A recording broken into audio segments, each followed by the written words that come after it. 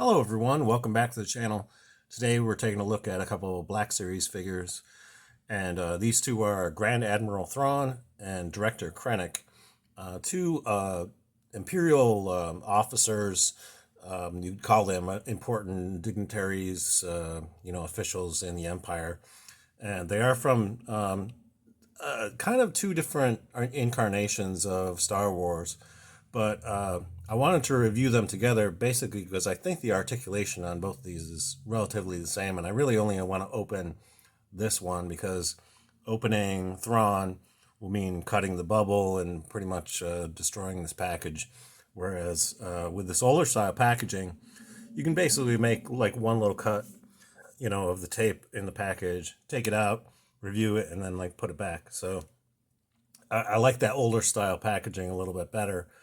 Back to the topic, I want to talk about these two Imperial officers because they are kind of significant. Director Krennic is obviously from Rogue One, which is a fantastic movie. If you haven't seen Rogue One, I highly recommend it. It's very much in keeping with the original Star Wars film, and this figure is fantastic. The head sculpt in particular very much looks like the actor.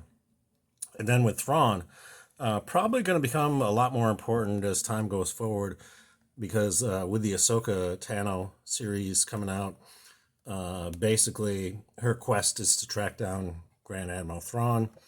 If you have seen Mandalorian Season 2, you already know that to be true. So, this is a great figure. For now, I'm going to leave it in the package. And we're going to get this one out, go over articulation, and so stay tuned. Okay, so we have Director Krennic out of the package, and I removed his cape just for the purpose of making sure I can show you the articulation better. A lot of head movement, front and back. You can move pretty much way back in terms of like his head articulation. There's hardly any side to side, maybe just a little bit, and then, the pivot back and forth.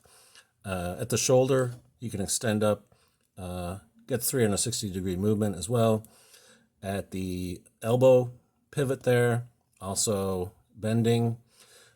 At the wrist, back and forth, also pivot. And as you can see, you can hold his blaster in his hand just fine. At the waist, there just seems to be a pivot there. I couldn't really see too much in terms of like front and back or side to side movement there. So not too much articulation there. At the hip, you can kick out a little bit, kick forward, kick back. It's pretty much restricted by this sort of like coat, it doesn't really allow for a lot of articulation there. But he does have a thigh swivel, so that's really cool. Also double jointed knee, so a lot of articulation at the knee. Also quite a bit of backward articulation at the ankle, so that's pretty cool. And a little bit of forward articulation. And he also gets the ankle rocker, it rocks back and forth from side to side quite a bit, so that's kind of cool. That's pretty much everything on the articulation. And I assume Grand Admiral Thrawn is probably pretty similar. The body design, looking at it in the package, seems it's not the same sculpt, but the articulation looks quite similar. So I assume it's pretty much the same. That's pretty much all I have for you today. If you enjoyed this video, please give a thumbs up. And if you'd like to see more reviews of Black Series figures in the future, think about subscribing to the channel because I will be covering all the Black Series figures that I have in my collection going forward. Until next time, I hope you're having a great day, and may the Force be with you. Thanks for watching.